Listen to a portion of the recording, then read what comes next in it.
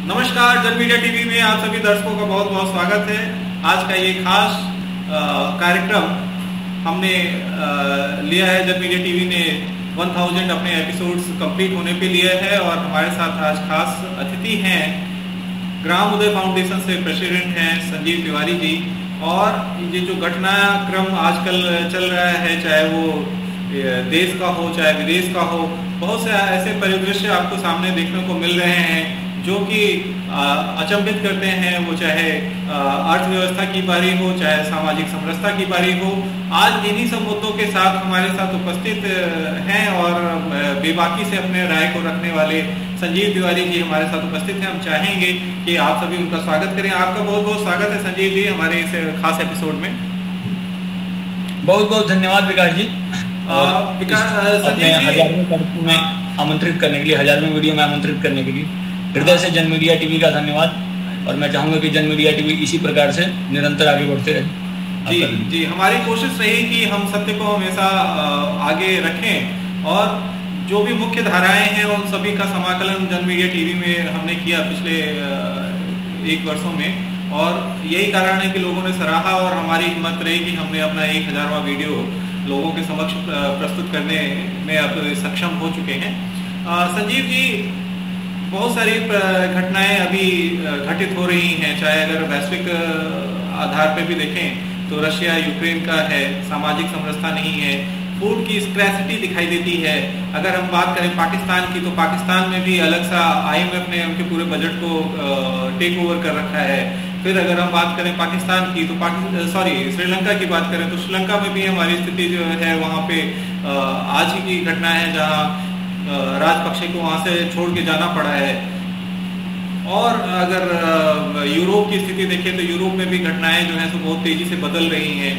ये इस तरह की जो घटनाएं हैं उसको आपकी जो संस्था है ग्राम उदय फाउंडेशन किस परिदृश्य में देखती है और क्या वाकई में इसका क्या कोई सॉल्यूशन हो सकता है? क्योंकि जब भी हम बात कर रहे हैं फूड स्कैर्सिटी हमारे पास एक बहुत बड़ी समस्या है और हम इंडस्ट्री डेवलपमेंट की बात करते हैं, ये कहीं ना कहीं बेमानी मुझे दिखाई देती है। संजीव जी प्लीज। बहुत बहुत धन्यवाद विकास जी। सारे विषय को आपने स्पष्ट कर दिया और जो वैश्विक समस्याओं को आपने हमारे समक्ष रखा है। देखिए, विश्व की जितनी भी समस्याएं, जिस प्रकार की भी समस्या का स्वरूप बदल सकता है। यह बात हमको गांठ बांध लेनी होगी कि विश्व की सभी प्रकार की समस्याओं का समाधान भारत के पास है। भारत की परंपरा में सभी वैश्विक जितनी ग्लोबल प्रॉब्लम्स हैं, सारी समस्याओं का समाधान भारत के पास अंतर्निहित है और भारत करने में सक्षम है। चाहे वो आर्थिक समस्या हो, चाहे वो किसी प्रकार की समस्या अर्थ से संबंधित हो, स्वास्थ्य से संबंधित हो, शिक्षा से संबंधित हो। अगर सीधे शब्दों में कहें तो एक स्टेबल इकोनॉमिक्स की बात केवल और केवल वैश्विक पटल पे भारत ही कर सकता है। अभी आप देख लीजिए श्रीलंका की क्या स्थिति है। श्रीलंका में पूरा का पूरा इकोनॉमिकल क्राइसिस है। पाकिस्तान की सबसे बड़ी समस्या यहाँ पे क्या है विकास जी, कि जो डेवलपमेंट के ग्लोबल पैरामीटर्स बने, सारी समस्याओं के मूल में डेवलपमेंट के ग्लोबल पैरामीटर्स। अगर डेवलपमेंट में कहूं या अगर मैं सीधे शब्दों में कहूं विकास, अगर विकास को भारत पूरे विश्व में परिभाषित करता है और उसके पैरामीटर्स को हम तय करते हैं, तो मुझे लग रहा है सारी समस्याओं का समाधान निकल सकता है। ये कैसे निकल सकता है? क्योंकि हमने देखा है कि हर जगह समस्याएं तो उठ रही हैं और भारत में भी कमोबेश हम वो समस्याओं को देखना हमने शुरू कर दिया है। जो रेट है, food pricings are increasing day by day, petrol diesel के रेट्स बढ़ रहे हैं। रशिया का थोड़ा सपोर्ट मिला तो हम थोड़ा अपने आप को उन आसपास के जो अड़ोस पड़ोस के जो कंट्रीज हैं उनसे हम अपनी अच्छी स्थिति में तो हैं लेकिन बहुत अच्छी स्थिति में नहीं है। कैसे देखेंगे कि मतलब भारत तो उसको कैसे कमतर आ सकता है? नहीं, आप सही कह रहे हैं, लेकिन समस्या यही आ रही है कि भारत की भी जो स्थिति है, भारत ने भी क्या किया है कि नीतिगत स्तर पे केवल और केवल उनको फॉलो करने का ही काम किया। अपनी कोई स्वतंत्र नीति हमने दी नहीं। हमारी जो स्वतंत्र नीति है उसको हमको वैश्विक पटल पे रखने की आवश्यकता थी, लेकिन हमारी जो स्थितियां बिगड़ी हैं उसका मूल कारण यही है कि कुल मिला के हमने भी उन्हीं की पॉलिसीज को भारत में इंप्लीमेंट और एग्जीक्यूट करने का काम किया है। चाहे आप शिक्षा के स्तर पे देख लें, स्वास्थ्य के स्तर पे। ग्रीन रेवोल्यूशन अगर भारत में आता है तो वो लोग बोलते हैं हम यहाँ पे इंप्लीमेंट कर देते हैं, व्हाइट रेवोल्यूशन आता है वो बोलते हैं हम यहाँ पे इंप्लीमेंट कर देते हैं। भारत के गांव के घर कैसे होंगे ये भी वो लोग तय करते हैं। मतलब सारी पॉलिसीज वहीं से एग्जीक्यूट हो रही हैं, पॉलिसीज वहीं पे सारी बनाई जा रही हैं, हम केवल एग्जीक्यूटर की भूमिका में। जब तक हम स्वयं नीतियों को वैश्विक स्तर पे नहीं रखेंगे कि भारत की ये पॉलिसीज हैं और ये विचार हैं, तब तक समस्या का समाधान कहां से निकलेगा। यूरोपियन थॉट ऑफ प्रोसेस से ही भारत चल रहा है लंबे समय से। आप पूरी शिक्षा पद्धति उठा के देख लीजिए, आप पहली से लेके छठी से लेके 12वीं तक की एनसीईआरटी की बुक्स देख लीजिए, वो ऐसे डिजाइन हुआ है, सारा सिलेबस ऐसे स्ट्रक्चर्ड हुआ है कि हम वही चीजें पढ़ रहे हैं, उनकी दृष्टि से भारत को देख रहे हैं। समस्या यहाँ है। अच्छा, तो आप अगर हम मतलब कहें कि भारत की अपनी नीति होनी चाहिए तो उसका केंद्र बिंदु क्या होना चाहिए, क्या समाधान हमें दिखाई देता है और उसका नीतियों का निर्धारण किस स्तर पे होना चाहिए? उसके केंद्र में सबसे सर्वप्रथम तो धर्म होगा। धर्म अर्थात मैं प्रकृति की बात कर रहा हूं, यहाँ पे धर्म कोई रिलीजन नहीं है, मजहब नहीं है। केंद्र में धर्म, और धर्म का अर्थ प्रकृति। प्रकृति को ध्यान में रखते हुए, प्रकृति सम्मत विषयों को ध्यान में रखते हुए आपको नीति बनानी पड़ेगी। मैं एक छोटे से उदाहरण से आपको बताता हूं जी। आप जब छठी की एनसीईआरटी पढ़ते हैं, मैं छोटे से उदाहरण से बताता हूं, हमारे बच्चे जब एनसीईआरटी पढ़ते हैं तो छठी की एनसीईआरटी में ये बात बताई जाती है कि भारत में बालक और बालिकाओं में के मध्य भेद किया जाता है, डिस्क्रिमिनेशन। एक चैप्टर है छठी की एनसीईआरटी, 7वीं की एनसीईआरटी में संभवतः होगा, जिसका नाम ही है डिस्क्रिमिनेशन। अच्छा, तो आपने यहाँ के कल्चर को समझा नहीं, आपने यहाँ की संस्कृति को समझा नहीं, और तुरंत ही आपने यहाँ के मानस में बात बिठा दिया कि लाखों वर्षों से यहाँ पे डिस्क्रिमिनेशन हो रहा है। मेरे कहने का भाव क्या है कि जब तक यहाँ के धर्म के स्वरूप को, यहाँ के प्रकृति के स्वरूप को समझ के एक नीतियां नहीं बनेंगी, तब तक समाधान निकलने वाला नहीं। जी, आप के कई इसमें जो कार्यक्रम हैं जो ग्राम उदय फाउंडेशन द्वारा प्रकल्पित चलाए जा रहे हैं, उनमें मुख्यतः किस तरह से आप उनका संक्षिप्त परिचय आपसे मैं चाहूँगा कि कौन कौन से ऐसे कार्यक्रम हैं जिनको आप थोड़ा और क्रियान्वित करना चाह रहे हैं और हमारे दर्शकों को समझाना चाहेंगे कि इन कार्यक्रमों से देश की गति जो है सो और अच्छी तरीके से निर्धारित हो। हमारे जितने भी प्रकल्प हैं विकास जी, हमारे जितने भी प्रकल्प हैं सब ग्राम केंद्रित और प्रकृति केंद्रित। ग्राम से भिन्न हमारा कोई भी प्रकल्प नहीं है। सर्वप्रथम जैसे ही आप पहला प्रकल्प देखते हैं तो आपको ध्यान में आता है कि संस्कार केंद्र। हम झारखंड में और दिल्ली में हमारे संस्कार केंद्र चल रहे हैं। संस्कार केंद्र का सीधा अभिप्राय यह है कि हम छोटे छोटे बच्चों को, जो पहली से छठी तक के बच्चे हैं या 12 वर्ष की आयु तक के बच्चे हैं, हम उनको संस्कारित करते हैं, अच्छी अच्छी शिक्षा देते हैं। संस्कार युक्त शिक्षा, संस्कार युक्त शिक्षा का हमारा प्रकल्प चलता है। उसमें बच्चों को संस्कार दिया जाता है। स्वाभाविक सा पक्ष है कि संस्कार होगा तो प्रश्न ही नहीं उठता है, क्योंकि लूट, चोरी, बलात्कार जितनी घटनाएं हैं वह सब संस्कार विहीन शिक्षा के कारण ही है। आप शिक्षा को संस्कार से युक्त कर दीजिए, भारत पुनः वैसा ही हो जाएगा जैसा लाखों वर्ष पहले था और आदि अनादि काल से भारत आपको दिखता था। केवल और केवल संस्कार, शिक्षा संस्कार से मुक्त हुआ तो आपको ये स्वरूप दिख रहा है। तो हमारा एक प्रकल्प है भारत के गांव गांव में बच्चों को संस्कार युक्त शिक्षा देना, माता पिता के साथ। संस्कार का अर्थ हम यहाँ पे बहुत विराट और शास्त्रीय स्वरूप उसका नहीं रख रहे हैं। संस्कार का सीधा अभिप्राय यह है एक व्यवहारिक जीवन शैली की, माता पिता के साथ कैसे रहना, मित्रों के साथ कैसे रहना, पर्यावरण के प्रति आपका क्या व्यवहार होना चाहिए, नदियों के प्रति आपका क्या व्यवहार होना चाहिए, वृक्षों के प्रति आपका क्या व्यवहार होना चाहिए। तो जो एक व्यवहार है, जो आदर्श व्यवहार है, हमने उसी को संस्कार कहा। आदर्श व्यवहार का ही नाम संस्कार है। तो हमारा पहला प्रकल्प है संस्कार केंद्र, जो कि अभी 2 स्थानों पे चल रहा है, एक दिल्ली में चल रहा है और एक झारखंड के रामगढ़ में चल रहा है। दिल्ली में यहाँ द्वारका मोड़ के समीप चलता है और झारखंड में रामगढ़ में। फिर हमारा दूसरा प्रोजेक्ट है बाढ़ मुक्त भारत, सूखा मुक्त भारत, जल समस्या मुक्त भारत। जो बहुत बड़े वैज्ञानिक हैं, श्याम सुंदर राठी जी, उनके मार्गदर्शन में चलता है। हम उसमें सीधा सीधा कहते हैं कि जो बाढ़ है, अभी आसाम में बाढ़ आई हुई है, तो हम उसके परिप्रेक्ष्य में बार बार यही कहते हैं कि बाढ़ जो है वो कंप्लीटली जो है वो एक आर्टिफिशियल और मैन मेड आपदा है। और वो कैसे सॉल्व आउट होगा? तो सीधी बात है, जो नदियों का अतिरिक्त जल जो समुद्र में चला जाता है उसको संचित करना, उसको संचित करने का जो पूरा प्रोजेक्ट हो राठी जी ने बनाया हुआ है। ऐसे ही आपका तीसरा प्रोजेक्ट है कि भारतीय भाषाओं को वैश्विक स्तर पर स्थापित करना। आज आप देख लीजिए कि अगर हम हिंदी की बात करते हैं तो हमको बहुत ही वैश्विक स्तर पर निम्न भावना से देखा जाता है। बार बार ये कह दिया जाता है कि हिंदी तो स्थापित हो ही नहीं सकती, किसी भी स्थिति में हिंदी स्थापित नहीं हो सकती। तो जब वैश्विक स्तर पर अंग्रेजी स्थापित हो सकती है तो हिंदी क्यों नहीं? और जब हिंदी स्थापित हो सकती है तो हमारी भोजपुरी क्यों नहीं, मिथिला क्यों नहीं, तमिल क्यों नहीं, तेलुगु क्यों नहीं, कन्नड़ क्यों नहीं, बंगाली क्यों नहीं, मराठी क्यों नहीं? तो इन सारी भाषाओं को वैश्विक स्तर पे कैसे स्थापित करना, इस पे भी ग्रामोदय काम करता है। रामास्वामी अय्यर जी इस पे काम करते हैं जी। फिर हमारा एक प्रकल्प है सूर्या भारती पुस्तक, जो उसमें नीचे लिखा होगा, आपने देखा होगा। सूर्या भारती का अर्थ एक कक्षा एक पुस्तक, एक ही कक्षा में एक कक्षा की एक ही पुस्तक है, उसमें सारे विषय उसी में सम्मिलित है। अच्छा, वो हम बच्चों को देते हैं। एक कक्षा की एक ही पुस्तक, पहली से लेकर छठी तक, पहली की एक ही पुस्तक, दूसरी की एक ही।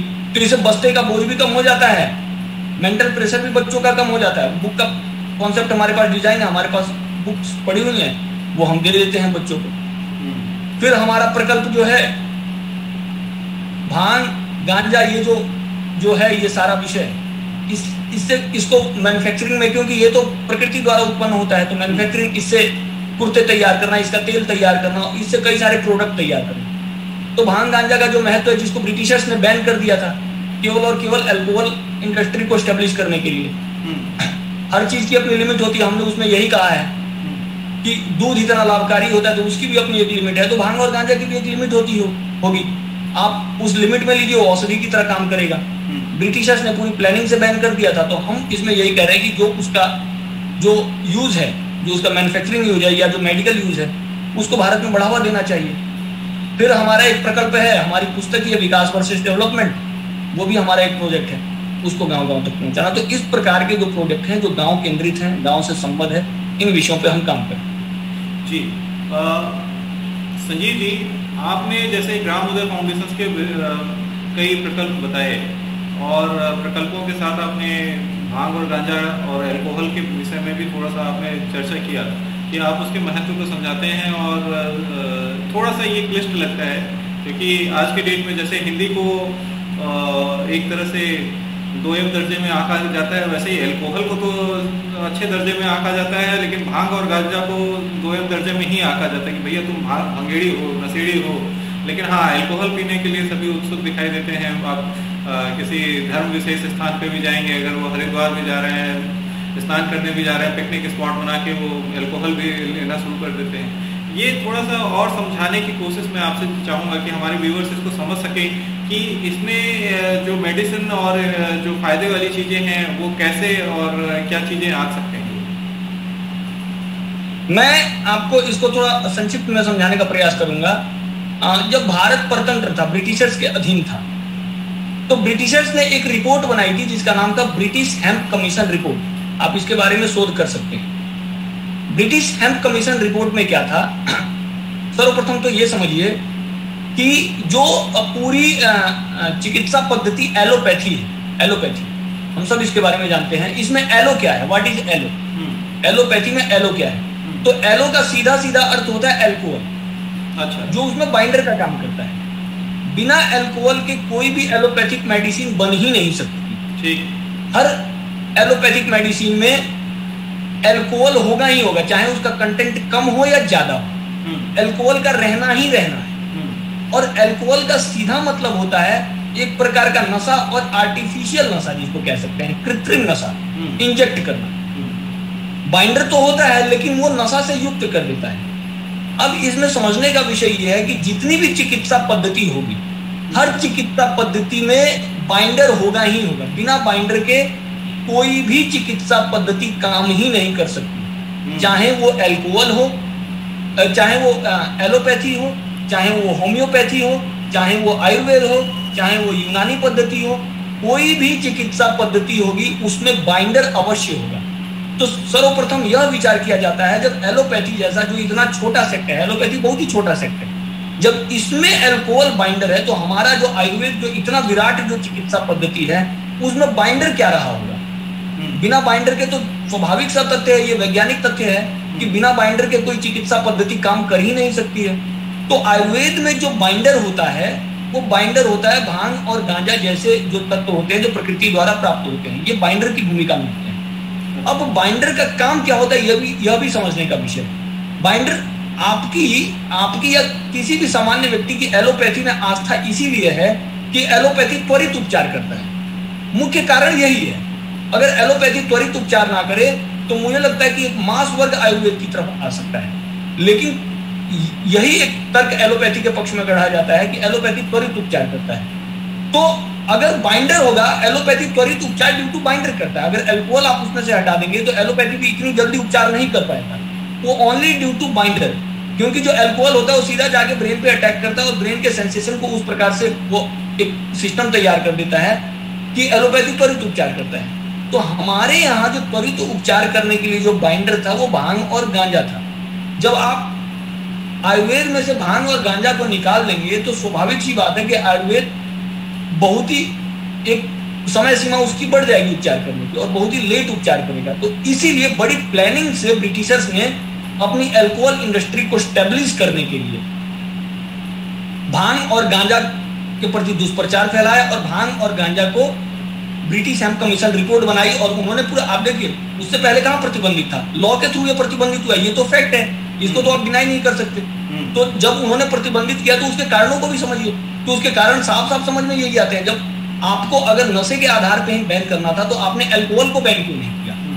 सबसे बड़ा तर्क ये है कि जब आप भांग और गांजा को पूरे देश में बैन कर सकते हैं तो आपने पूरे देश में अल्कोहल को बैन क्यों नहीं किया है, जो कि आर्टिफिशियली डिजाइन होता है, लेबोरेटरी में तैयार होता है, उसे कोई पृथ्वी तो उत्पन्न करती नहीं है। दूसरी बात ये जो कुतर्क गढ़ा जा रहा है कि एडिक्शन है, नशा है, तो अगर आप प्रति एक दिन में दूध भी 25 से 30 लीटर नहीं पी सकते, जब इतने लाभकारी तत्व, दूध की भी एक सीमा है तो भांग और गांजा की भी एक सीमा होगी, एक लिमिट होगा। चाकू से किसी का इलाज भी होता है और किसी की हत्या भी होती है, तो इसका अर्थ ये तो नहीं है कि चाकू को बैन कर दिया जाए। बैन हमारे यहाँ मर्डर को किया जाता है, हत्या को किया जाता है। तो भांग और गांजा को बैन करने का कोई लॉजिक दिखता नहीं है। ये तो प्रकृति इसको उत्पन्न कर रही है, पृथ्वी से ये उत्पन्न हो रहा है जो चीजें पृथ्वी। हाँ, आप उसका प्रयोग कैसे करना है उसके लिए एक्सपर्ट्स हैं हमारे यहाँ, बहुत सारे एक्सपर्ट्स हैं जो इस पे राय दे सकते हैं, आयुर्वेदिक एक्सपर्ट्स हैं जो इसके बारे में जानते हैं, तो उनसे परामर्श लेके इस विषय पे काम किया जा सकता। जी, जाते जाते संजीव जी आपसे मैं थोड़ा सा ये पूछना चाहूँगा कि अभी जिस तरह से हमारा फोकस शिफ्ट होता है, हम अर्बन कल्चर की तरफ अपने आप को प्रमोट करते हैं, ठीक है, गांव से हम अपने आप को थोड़ा सा दूरी रखना चाह रहे हैं। दूसरा क्या है कि गांव में भी वही हम धारणाएं रखना वो प्रवाहित करना चाह रहे हैं जो अर्बन में हमें दिखाई देता है। जो सबसे क्लिष्ट मुझे दिखाई देता है आज की जो वैश्विक स्थिति, जो सबसे बड़ी प्रॉब्लम में है, पूरा ग्लोबल सिनेरियो जिसमें फंसा हुआ है, और वो है फूड की स्कैर्सिटी। क्या हमें ये नहीं सोचना, पुनः रिपीट कर दीजिए। फूड स्कैर्सिटी, खाने की कमी, खाद्य पदार्थों की कमी। जब हमें ये समझ में आया कि खाद्य पदार्थों की कमी ही सबसे बड़ा एक चैलेंज हो सकता है, पॉपुलेशन का साइज बढ़ता जा रहा है, फिर हमारी जो इकोनॉमी होनी चाहिए वो कृषि आधारित ना होके इंडस्ट्री आधारित या फिर और सर्विस इंडस्ट्री आधारित कैसे हो सकती है? मैं चाहूँगा इस पे आपके दो शब्द। देखिए, ये एक बहुत बड़ा भ्रम उत्पन्न किया गया है कि हमारे यहाँ भोजन और खाद्य पदार्थ की कमी। सबसे बड़ा पक्ष आप ये देखिए कि मैं इसको आफ्टर ग्रीन रेवोल्यूशन आपको समझाने का प्रयास करूंगा। भारत या पूरे विश्व को दो खंडों में आप देखिए, ग्रीन रेवोल्यूशन से पहले और ग्रीन रेवोल्यूशन के बाद। ठीक, ग्रीन रेवोल्यूशन से पहले क्या स्थिति थी और ग्रीन रेवोल्यूशन के बाद क्या स्थिति है। तो जो सबसे बड़ा भ्रम उत्पन्न किया गया वो ये भ्रम उत्पन्न किया गया ग्रीन रेवोल्यूशन के पक्ष में, जो तर्क गढ़े गए कि हमारे यहाँ भोजन की कमी है, भूखमरी है, इसीलिए ग्रीन रेवोल्यूशन लाना पड़ रहा है। यही तर्क गढ़ा गया ना, ठीक, कि लोग भूखमरी के दौर से गुजर रहे हैं, इसलिए ग्रीन रेवोल्यूशन लाने की जरूरत है और इसलिए ग्रीन रेवोल्यूशन लाया जा रहा है। तो जब आप ये कह रहे हैं कि लोग भूखमरी के दौर से गुजर रहे हैं इसलिए हम ग्रीन रेवोल्यूशन ला रहे हैं, तो निश्चित ही आपकी भावना यह रही होगी कि लोग मरे ना,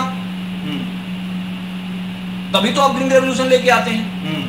लेकिन इसके उल्टा क्या दिखता है कि अगर आप प्रति 100 व्यक्ति डाटा निकालें कि ग्रीन रेवोल्यूशन से पहले प्रति 100 व्यक्ति कितने मरते थे और ग्रीन रेवोल्यूशन के बाद प्रति 100 व्यक्ति मरने वालों की संख्या क्या है, तो आपको पता चलेगा कि इन दोनों में कम से कम 1000 गुने का डिफरेंस है। ये जो अनुपात आप देख रहे हैं कि 100 में कितने लोग डेथ का जो रेशियो है वो किसी पर्टिकुलर सब्जेक्ट है, मतलब फूड स्कैर्सिटी की वजह से या फिर रिगार्डिंग फूड? अच्छा, food regarding due to food, मैं अभी केवल यहाँ पे अनाज पे ही केंद्रित हूँ, खाद्य पदार्थों पे ही केंद्रित। ठीक, क्यों? इसके पीछे क्योंकि यूरिया, डीएपी, फर्टिलाइजर द्वारा जो पोषित अन्न आपने ग्रहण किया है, जिसको आप सीधा सीधा विष कह सकते हैं, तो उस विष की वजह से जो हॉस्पिटल का पूरा स्ट्रक्चर खड़ा हुआ है, डायबिटीज, कैंसर, हार्ट अटैक, ये सब तो फूडिंग की वजह से ही हुआ है ना। आपका तेल खराब हो गया, आपकी घी खराब हो गई, आपका दूध खराब हो गया, आपका गेहूं खराब हो गया, आपका चावल खराब हो गया, तो ये सब तो ड्यू टू फूडिंग ही है। तो ये जो पूरा हॉस्पिटल का इंफ्रास्ट्रक्चर खड़ा हुआ है, ये सब तो मरने वालों, ये बहुत बड़ा कुतर्क गढ़ा गया है कि मरने वालों की संख्या कम हुई है। इसके उलट दिखता है कि मरने वालों की संख्या बढ़ी है प्रति 100 व्यक्ति। मैं प्रति 100 व्यक्ति बात कर रहा हूँ, ओवरऑल क्या हो सकता है मैं नहीं जानता, लेकिन प्रति 100 व्यक्ति मरने वालों की संख्या, आप किसी एक गांव का सर्वे कर सकते हैं कि उस गांव में लोग ज्यादा बीमार पड़ रहे थे बिफोर ग्रीन रेवोल्यूशन या आफ्टर ग्रीन रेवोल्यूशन। तो आपको ये एक ऐसा फैक्ट है जिसको डिनाई कर दिया जाता है, जिसपे कोई चर्चा नहीं होती है। यही काम हुआ व्हाइट रेवोल्यूशन के बाद भी, झूठ गढ़ा गया कि दूध की कमी है, जबकि दूध के नाम पे जहर उपलब्ध करवा दिया गया। तो क्या है कि कुतर्क गढ़ा जा रहा है। दूसरी बात, अगर मान लिया कि भोजन की कमी भी थी, भोजन की अगर कमी भी थी, तो प्रकृति का काम होता है जनसंख्या को नियंत्रित करना। हमारे यहाँ जनसंख्या जो है वो प्राकृतिक रूप से नियंत्रित होती है, आर्टिफिशियली पॉपुलेशन को कंट्रोल नहीं किया जा सकता। आर्टिफिशियली अगर आप पॉपुलेशन को कंट्रोल करने का प्रयास करेंगे तो उसके भयावह दुष्परिणाम आपके सामने।